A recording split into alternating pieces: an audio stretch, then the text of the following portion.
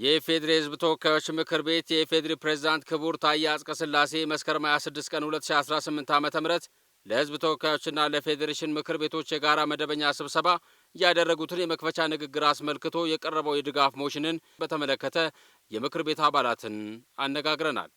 ትልቁና ዋነኛው ነገር ኢኮኖሚ ነው፣ ሰላምም ነው።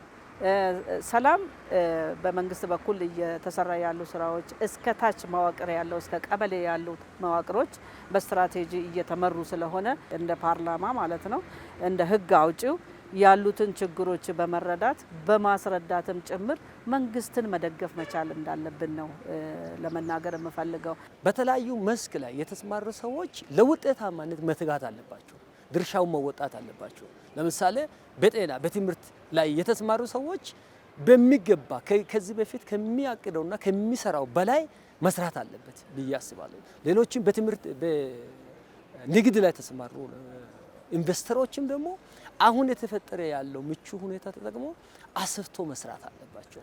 በተለይ ይሄ እቅድ እንዲሳካ ኢኮኖሚ ማደግ አለበት፣ ገቢ ማደግ አለበት፣ ገቢ በትክክል መሰብሰብ አለበት።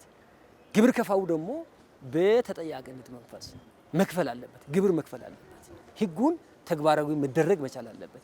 ይሄን ማድረግ ስንችል ገቢ ያድጋል፣ ገቢ ካደገ ኢኮኖሚ ያድጋል፣ ኢኮኖሚ ካደገ እነዚህ ያቀናቸው እቅዶችን ማድረግ ስለምንችል ሁሉም በጋራ በአንድነት ተቀናጅቶ ተደራጅቶ መስራት አለባቸው ብዬ አስባለሁ።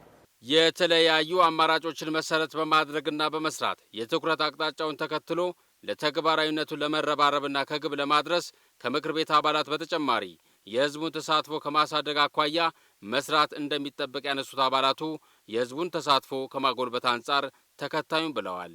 ክቡር የመንግስት ተጠሪ ሚኒስትር ዶክተር ተስፋዬ ፕሬዝዳንታችን መስከረም 26 ለሁለቱ ምክር ቤቶች ባቀረቡት አጠቃላይ የ2018 የመንግስት አቅጣጫን በተመለከተ ድጋፍ ሞሽን አቀርቧል። እንግዲህ በዚህ ድጋፍ ሞሽን ላይ አንዱ መነሻ የነበረው ፕሬዝዳንቱ ያቀረቡት ንግግር አጠቃላይ በአራቱም ዘርፎች በኢኮኖሚ፣ በማህበራዊ፣ በሰላምና ጸጥታ እንደዚሁም በዲፕሎማሲ ዘርፎች ሀገራችን ወደፊት 2018 ላይ ለመስራት ለመከተል ያስቀመጠቻቸው የትኩረት አቅጣጫዎች ተገቢና ትክክል መሆናቸውን በመረዳት ነው።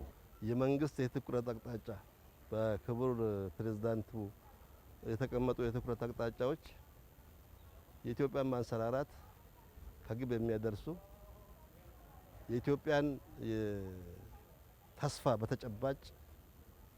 በተጨባጭ ብርሃን የሚተኩ አቅጣጫዎች ናቸው ማለት ይቻላል። ምክንያቱም አንደኛ ይሄ የትኩረት አቅጣጫ የህዳሴ ግድባችንን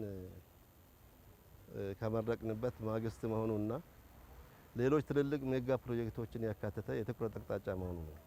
በመንግስት ደረጃ የወጡ አቅጣጫዎች ውጤታማ እንዲሆኑ ህግ በማውጣት ተገቢውን ክትትል ይደረጋል ያሉት አባላቱ የትኩረት ነጥቦቹ እንዲሳኩና አስፈጻሚ መስሪያ ቤቶች ተገቢውን ውጤት እንዲያመጡ ክትትልና ቁጥጥር ወሳኝ መሆኑን ጠቁመዋል።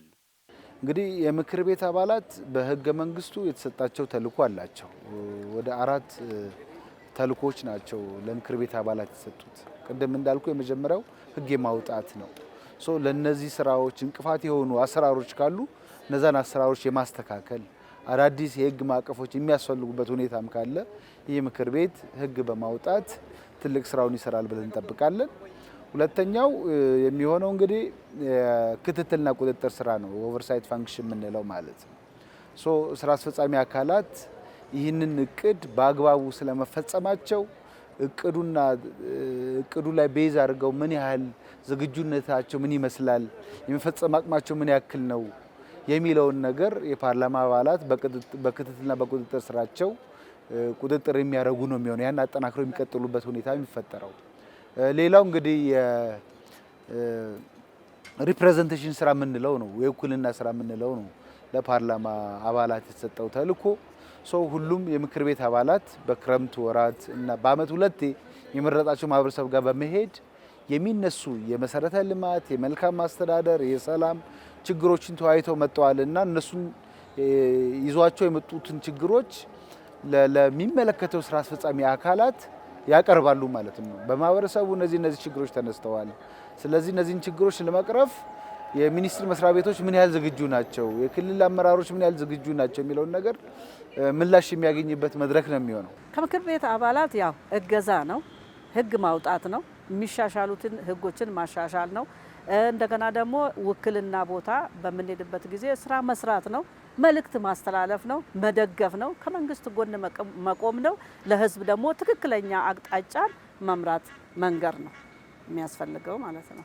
በዋናነት በምክር ቤት የተቀመጡ ጉዳዮች አሉ። ለምሳሌ የሰላሙን ጉዳይ ለመፍታት የሀገራዊ ምክክር ኮሚሽን እየሰራ ያለባቸው ነጥቦች አሉ። እነዚህን አጠናክሮ መቀጠል ነው። ከዚህ በፊት የተጀመሩ ናቸው፣ ወደ መጠናቀቅ እየሄደ ያለበት አግባብ አለ። ይሄ እስከ ግብ እንዲደርስ ጥረት ማድረግ ነው፣ የተለመደውን ጥረት ማድረግ ነው። በሌላ በኩል በዋናነት ከሚሰራቸው ከአራቱ ዋና ዋና ተግባራቶች ላይ ህግ ማውጣት ላይ፣ ከቁጥጥርና ክትትል ላይ፣ የህዝብ ውክልና ስራዎች ላይ፣ እንደገና ዲፕሎማሲ ስራዎች ላይ ተጠናክሮ መቀጠል ነው። ከዚህ አንጻር አስቻ ሁኔታዎች አሉ። ከህግ አንጻር ባለፉት 4 ዓመታት የወጡ በርካታ ህጎች አሉ። ያንን ወደ ተግባር እንዲለወጥ ማድረግ ክትትልና ቁጥጥሩ ላይ ተጠናክሮ መሄድ፣ ይሄንን ማድረግ ሲቻል ይሄ እቅድ እንዲሳካ ይደረጋል ማለት ነው። ከሰላም ጋር ተያይዞ እርቀ ሰላም የሽግግር ፍትህ ጉዳዮች የተጀመሩ ናቸው። እነዚህ የተጀመሩ ጉዳዮችን አጠናክሮ በመቀጠል ይሄ እቅድ እንዲሳካ ምክር ቤቱ ይሰራል ብዬ አስባለሁ። ሞሽኑን ወደ ተግባር ወደ መሬት ወደ ተግባር እንዲተረጎም ተፈጻሚነት እንዲኖረው እኛ የምክር ቤት አባላት በአራቱ ምሰሶዎቻችን በቁጥጥርና ክትትል እነዚህ ሞሽኖችን ደግፎ ወደ ላቅ ወዳለ ደረጃ ሊያሸጋግር የሚችል የህግ አወጣጥ ስራዎቻችን፣ የክትትልና ቁጥጥር ስራዎቻችን፣ በህዝብ ውክልና ስራዎቻችን፣ በፓርላማ ዲፕሎማሲ ስራዎቻችን በእነዚህ በአራቱ ምሰሶዎቻችን የክትትልና ቁጥጥር አድማሳችን ላቅ ባለ ደረጃ በመፈጸም ለተግባራዊነቱ ሌሊትና ቀን እንረባረባለን የሚል እንደዛ ማድረግ አለብን የሚል አቋም ነው ያለው። ኢትዮጵያ ኢፍትሐዊ በሆነ መንገድ ያጣችውን የባህር በር ጉዳይ አጀንዳ ሆኖ ስለቀረበ ምክር ቤቱ በአስፈላጊነቱ ላይ ስላመነበት ሰላማዊ በሆነ መንገድ መደገፍ ይኖርበታል ነው ያሉት አባላቱ።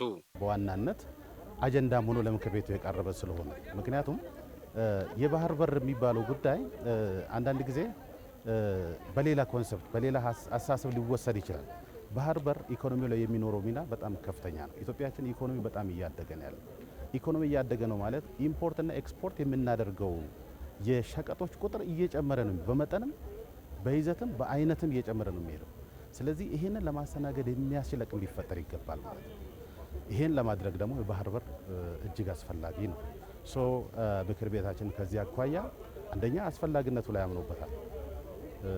ሰምተ እንደሆነ በየመድረኮቹም በሚቀርቡ ውይይት መድረኮች ላይ ምክር ቤታችን ይህን ጉዳይ ኢሹ አድርጎ የተቀበለው ስለሆነ ይሄን ለማሳካት ደግሞ በተለይ በሰላማዊ መንገድ ማንንም ሳንጎዳ የሀገሪቱን የዲፕሎማሲ አቅጣጫ ተከትሎ ሀገራችን የዲፕሎማሲ አቅጣጫዋ ስትራቴጂዋ ለጎረቤቶች ቅድሚያ የሰጠ ነው።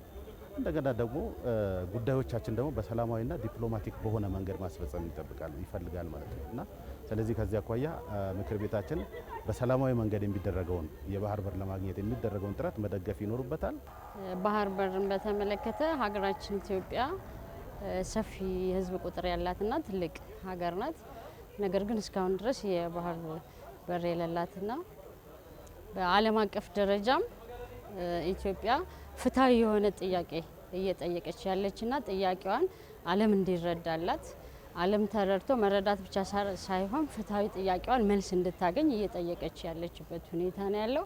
በዚህ ረገድ ህዝቡም በጣም በከፍተኛ ስሜት ይህን ጥያቄ እያነሳ ነው ያለው። ሰላማዊ በሆነ መንገድ፣ ዲፕሎማሲያዊ በሆነ መንገድ ጥያቄያችን ሊፈታ ይገባል። የፍትሐዊነት ጥያቄ ነው። ግዴታን ኢትዮጵያ የባህር በር ሊኖራት ይገባል። ይህንን ደግሞ ፍትሐዊ ጥያቄያችንን ለዓለም አቅርበናል። የሀገራችን ህዝቦችን በንቃት እየተከታተሉና መከታተል አይደለም እየጠየቁም ጭምር ነው ያለው። እንደ ምክር ቤትም ይሄንን በተለያዩ እንግዲህ ተልእኮ ከምክር ቤቱ ተልእኮዎች 4 ዋና ዋና ተልእኮዎች አሉ። ከዛ አንዱ የዲፕሎማሲያዊ ፓርላሜንታዊ ዲፕሎማሲ ነው። ስለዚህ እንደ ምክር ቤትም ዲፕሎማሲያዊ በሆነ መንገድ የሚመለከታቸው ሀገራቶች ጋር የፍትሃዊነት ጥያቄያችንን ምላሽ እንዲያገኝ መስራት መቻል አለብን። ያ ብቻ አይደለም፣ ህዝባችንም በዚህ ረገድ በንቃት እንዲከታተልና ጥያቄዎቹን በቻለው አቅም በሚያገኘው አጋጣሚ የራሱን ጥያቄ እንዲያቀርብ የማድረግ ስራ እየተሰራ ያለበት ነው። ይሄንንም አጠናክረን እንቀጥላለን ምላሽ እስከምናገኝ ማለት ነው። ኢትዮጵያ ሰላማዊ በሆነ መንገድ የባህር በር እንዲኖራት እንደ ምክር ቤት ዲፕሎማሲያዊ በሆነ መንገድ ይሰራል ብለዋል። የትኩረት ነጥቦቹ ለሀገራችን ያላቸው ፋይዳ እጅግ ከፍተኛ እንደሆነም አንስተዋል። የትኩረት አቅጣጫዎቹን ውጤታማ ለማድረግ ምክር ቤቱ በሕገ መንግስቱ የተሰጡትን ኃላፊነቶች ተጠቅሞ መስራት እንዳለበትም አመላክተዋል። ኢትዮጵያ የባህር በር ጥያቄዋን እያነሳች ያለችው ፍትሐዊና ዓለም አቀፍ ሕግን በተከተለ መንገድ ስለሆነ ሰጥቶ የመቀበል መርህን እውን ለማድረግ ምክር ቤቱም ሆነ ህዝቡ የበኩሉን አስተዋጽኦ ሊወጣ ይገባል ብለዋል። የባህር በር ጥያቄ ለሀገራችን የሉዓላዊነት ጥያቄ ነው ማለት ይቻላል። ወይም የሰርቫይቫል ኢሹ ነው ይላሉ ፈረንጆች። አሁን የመኖር ያለመኖር ጥያቄ ነው። ምክንያቱም የባህር በር የሌላት አገር በተለይ እንደ ኢትዮጵያ ያሉ ታላቅ አገር ማለት በጣም በሁሉም መስኩ የባህር በር ከሌለን በር ተዘግቶብን እንደው አገርን የሚያክል ጉዳይ ተውና አንድ ቤተሰብ በሩ ቢዘጋበት እንዴት ይሆናል? ልክ ከዛ በላይ ነው አገር። ስለዚህ የባህር በር ጥያቄ ለአገራችን ከፍተኛ አጀንዳ ነው። አሁን አጀንዳ ሆኗል። እንግዲህ ባለፈው 30 ዓመታት ኢትዮጵያ የባህር በር ካጣችበት ጊዜ ጀምሮ በኢህአዴግ ዘመን ማለት ነው ጥያቄውን ማንሳት ራሱ ወንጀል ነበር። አሁን ግን ለክቡር ጠቅላይ ሚኒስትራችን ምስጋና ይገባዋል ለማለት ነው። ይህንን በዓለም አቀፍ ደረጃ ኢሹ ተደርጓል፣ አጀንዳ ሆኗል። ኢትዮጵያ እያነሳች ያለችው ጥያቄ ፍትሃዊ ጥያቄ መሆኑ በኢፍትሃዊ መንገድ የባህር በር ያጣንበት ጉዳይ ቢሆንም ማለት ነው። ስለዚህ በዚህ ላይ የህዝባችንና የምክር ቤቱ ተግባር በጣም ከፍተኛ ነው። ምክንያቱም ህዝባችን ይህንን ጥያቄ በጣም ይፈልጋል፣ እንድመለስለት ይፈልጋል። የበኩሉንም አስተዋጽኦ ይወጣል። ምክር ቤቱም እንደዛው የህዝብ ተወካይ ስለሆነ ማለት ነው፣ የኢትዮጵያ ህዝብ ተወካይ ስለሆነ። ስለዚህ የባህር በር ጥያቄ አንደኛ ሚናችን ምንድነው? በሰጥቶ መቀበል በሰላማዊ መንገድ ኢትዮጵያ እያነሳች ያለችው በየትኛው መድረክ ማለት ነው የኢትዮጵያ ጥያቄ ፍትሃዊ ጥያቄ መሆኑን፣ ይሄን ደግሞ በጦርነት አይደለም። ኢትዮጵያ እያነሳች ያለችው የባህር በር ጥያቄ የህግና ዓለም አቀፍ ህግን መሰረት ያደረገ። ከኢቲቪ ፓርላማ ጋር ቆይታ ያደረጉት አባላቱ በመጨረሻም ይህንን መልእክት አስተላልፈዋል። ህዝቡ ኢትዮጵያ ልታድግ የምትችለው ህዝባዊ አንድነት፣ ህብረ ብሔራዊነት በአግባቡ ሲመራና ሲያዝ ነው። እንደ ህዳሴው ግድብ ሁሉም ኢትዮጵያዊ እንደተባበረው ሁሉ ለሚሰሩ ልማታዊ የሆኑ ስራዎች ላይ መተባበር ማገዝ ያስፈልጋል። ተፎካካሪ ፖለቲካ ፓርቲዎችም ቢሆን በመሰረታዊ የልማት ጉዳዮች ላይ በብሔራዊ ጥቅሞች ላይ ማገዝና መተባበር ይገባል። መፎካከር ያለብን ሺዎች አሉ። የፖሊሲ አማራጮች ላይ ፖለቲካ ፓርቲዎች ምርጫውም እየደረሰ ስለሆነ የእነሱን አማራጮች በሚዲያ እየቀረቡ መግለጽ መቻል አለባቸው። ሚዲያው በጣም ለሁሉም ገለልተኛ ሆኖ የሚያገለግልበትን አማራጮችንም አጠንክሮ መጓዝ ያስፈልጋል። ሲቪክ ተቋማትም ያው ምርጫውም ስላለ የቀይ ባህር ኢሹም ስላለ የማስገንዘብ ስራውን ለማህበረሰቡ መስራት መቻል አለባቸው። የሃይማኖት አባቶች፣ የተለያዩ ሰላም ሚኒስቴር መስሪያ ቤቶች ዘላቂ ሰላም መገንባት በጣም አስፈላጊ ነው። ፖለቲካችን በጣም የተረጋጋ መሆን አለበት። ዲሞክራሲያችን መዳበር አለበት። የህዝቡን ተሳትፎ ማሳደግ መቻል አለበት። እንደዛ ሲሆን ነው ልማቱም የሰመረ የሚሆነው፣ የሰዎችም የኑሮ ሁኔታ እያደገ ይሻሻል የሚሄደው እና መተባበር በሚገባን ጉዳዮች ላይ መተባበር ያስፈልጋል። ከህዝብ ደግሞ መንግስታችን ያቀደውን እቅድ የማስፈጸም የአመራር ሁኔታ ነው። እንደየክልሉ እንደየአየር ሁኔታው እንደየከተማው እድገት ይለያያል። ይህ ደግሞ በሂደት ሁሉም ነገር የሚስተካከል ነው። በአንድ ጀንበር የሚስተካከል ነገር የለም። ህዝቡ ደግሞ መንግስት አቅዶ አልሞ አቅዶ አዘጋጅቶ የላከለትን እቅድ ደግሞ የመፈጸም ግዴታ አለበት ማለት ነው። ህዝቡ በጋራ ከተሳተፈ በልማት ላይ ከተሳተፈ የትኛውን ነገር መፈጸም እንደሚችል መስራት እንደሚቻል አባይ ማለቃችን አንዱ ማሳያ። ከዚህ ህዝቡ ትምህርት መውሰድ አለበት ብዬ አስባለሁ። በአንድነት መቆም መቻል አለበት። ሀገራዊ ጉዳዩ ላይ ሉዓላዊነቱ ላይ በደንብ አንድነት መፈጠር አለበት ብዬ አስባለሁ።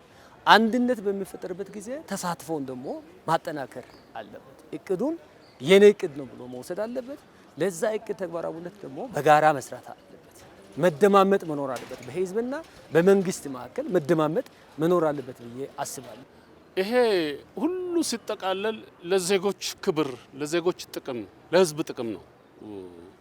ሞሽኑም የሚወጣው ህግም የቁጥጥርና ክትትል ስራችንም የምናደርገው የፓርላማ ዲፕሎማሲ ስራችንም የምናደርገው የህዝብ ውክልና ስራዎቻችን የምንሰራው ይሄን ሁሉ ተንትነን የምንሰራው የምንጠቀመው አቅጣጫ አስቀምጠን የምንነሳው ለህዝብ ተጠቃሚነት በመሆኑ ህዝቡ በሰላም በልማት ወይም በኢኮኖሚ እድገት በማህበራዊ መስኩ ሁሉ ለተቀመጡ ጉዳዮች ለታቀዱ እቅዶች ለቀረበው ሞሽን ተፈጻሚነት ህዝቡ በሙሉ አቅም በሙሉ ቁርጠኝነት ሊነሳሳና ህዝቡን የሚያስተባብሩ በየደረጃው ህዝቡን የሚያስተባብሩ አካላትም ለዚህ ተፈጻሚነት በቁርጠኝነት ልንታገል ይገባል።